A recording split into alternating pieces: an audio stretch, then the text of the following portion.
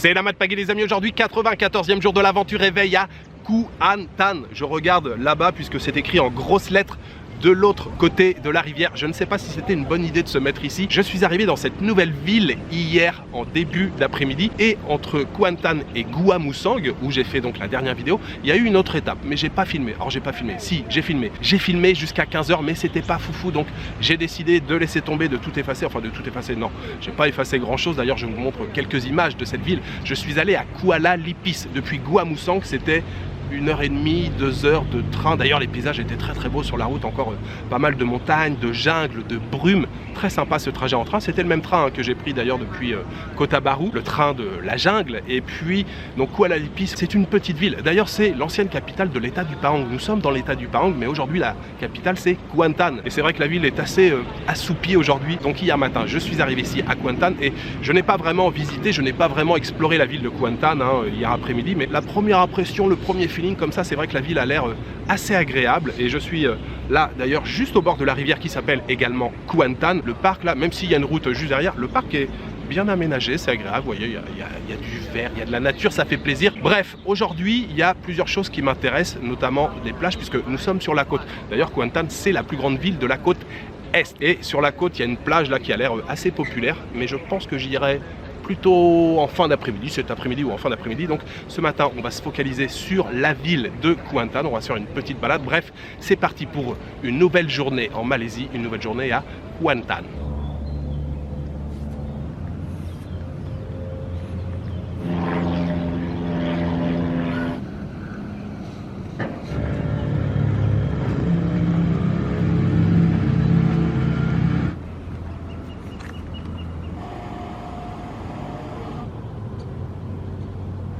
Avant que j'oublie les amis, oui je sais, je pars dans pas très longtemps, seulement dans quelques jours je quitte la Malaisie et en général c'est vrai que j'aime bien donner quelques informations quand j'arrive, mais il n'est jamais trop tard. J'aime bien donner quelques informations sur le pays histoire de cadrer un petit peu, même si c'est de manière très succincte, c'est pas un cours d'histoire ou de géographie, simplement quelques chiffres. Aujourd'hui la Malaisie c'est 33 millions d'habitants, la superficie de ce pays c'est 330 000 km². Pour vous donner une idée, ça représente à peu près 60% de la superficie de la France métropolitaine. Et on l'oublie bien souvent, mais la Malaisie c'est en deux parties. C'est un pays qui est divisé en deux. Il y a une partie donc sur la péninsule, c'est la partie sur laquelle je me trouve depuis le début du voyage, mais on a aussi une partie sur l'île de Bornéo. L'île de Bornéo, vous savez, elle est divisée en plusieurs pays. D'ailleurs on a l'Indonésie au sud, la Malaisie au nord, on a aussi le sultanat de Brunei, mais il y a donc la partie malaisienne là au nord avec l'état du Sabah et du Sarawak, même s'il y a quand même 85% de la population malaisienne qui vit sur la péninsule. Langue officielle, il n'y en a qu'une seule. Oui, il n'y a qu'une seule langue officielle ici, c'est le malais, même si, vous le savez, on parle de nombreuses langues ici en Malaisie. Alors l'anglais d'abord est très répandu, mais on a aussi des langues chinoises. Alors, on a le mandarin, on a le cantonais, le hokkien. On a aussi des langues indiennes, bien sûr, avec le tamil ou encore le malayalam, qui est originaire du Kerala, dans le sud de l'Inde. La monnaie, bien sûr, vous la connaissez, le ringgit. Aujourd'hui, 1 euro est égal à 4 ringgit 70. Voilà pour les quelques informations que je souhaitais vous donner.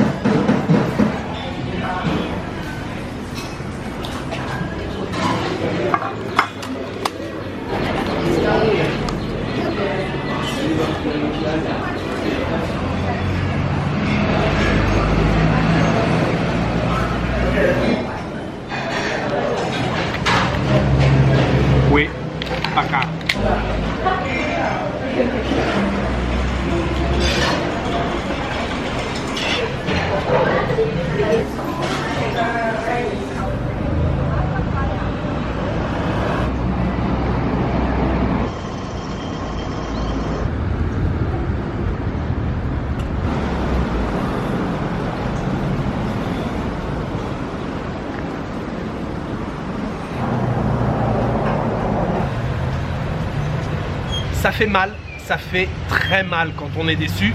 Et grosse déception ce matin. Bon ok, j'en rajoute un petit peu. Grosse déception ce matin, vous l'avez vu, je suis allé dans un établissement, une pâtisserie pour manger un cheesecake. Alors je vous explique, je vous fais le topo.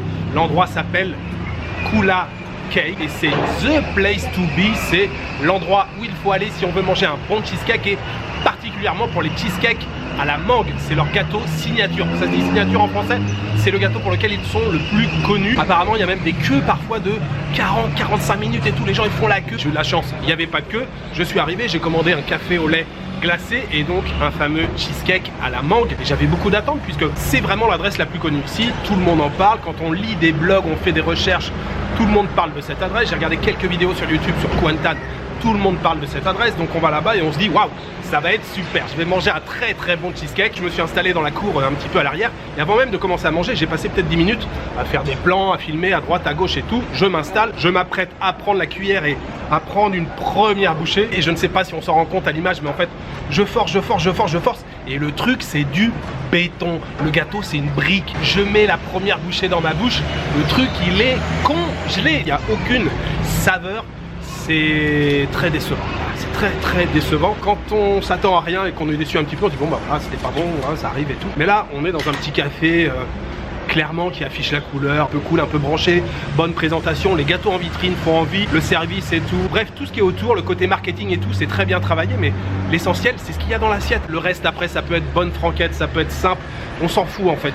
L'essentiel, c'est dans l'assiette, le reste, ça suit. Mais là, en fait, ce qu'on sert dans l'assiette, c'est congelé et ça va pas du tout. Alors le fait que ça soit congelé, très honnêtement, je pourrais passer au-dessus, même partout dans le monde, en France, n'importe où. Parfois on vous sert des trucs congelés, après ils veulent gérer leur stock, j'en sais rien. Mais le servez pas congelé, le servez pas congelé. Grosse déception. Bref, vous l'avez compris, moi ça me met de mauvaise humeur. Là je vous le dis, ça me met de mauvaise humeur. Normalement je suis pas trop un chieur, j'aime pas trop voilà, embêter les gens, mais là je me suis dit il faut quand même que je leur dise. Donc j'ai pris l'assiette, je suis retourné dans la boutique, je l'ai pris, je l'ai éclaté contre la vitrine. Mais non, je déconne bien sûr. Non, j'ai pas fait ça. Je leur ai dit bah ouais en fait le gâteau là il est congelé parce que vous m'avez ramené c'est du béton. Ah ouais on est désolé, bah ouais en fait ils sont congelés et tout. Franchement je vous le dis vraiment de manière objective, c'est pas pour enfoncer le clou. Le café au lait glacé que j'ai commandé là, il était pas terrible. Je suis parti, j'ai laissé les 3/4 du gâteau et je suis parti, je me suis dit là il faut vraiment que je trouve un truc à manger maintenant. Je me suis trouvé un endroit qui est juste ici qui s'appelle Kuantan Pickers. Je me suis rabattu sur un petit déjeuner classique. J'ai pris un nasi lemak au coq, kerang nasi lemak au coq, les coqs hein, qui sortent de la mer. Franchement pas mal, très sympa. Je crois que c'est la première fois que je mangeais un nasi lemak au coq. Le sambal était délicieux. Le gars m'a conseillé aussi des couets sur la table à l'entrée. Vous avez vu, il y a plein de petites pâtisseries, des petits gâteaux. J'ai pris un couet bakar avec des graines de sésame dessus là, c'était très bon. 4 petites barres en triangle et puis j'ai pris un thé glacé au citron. J'ai payé au total 13 ringgit, ça fait dans les 2,80 €. Ce petit déjeuner qui lui était très bon. J'aimerais le dédier aux tipeurs, j'aimerais remercier ce matin Agotrip et Béa et Fred. Merci beaucoup à vous deux pour votre soutien.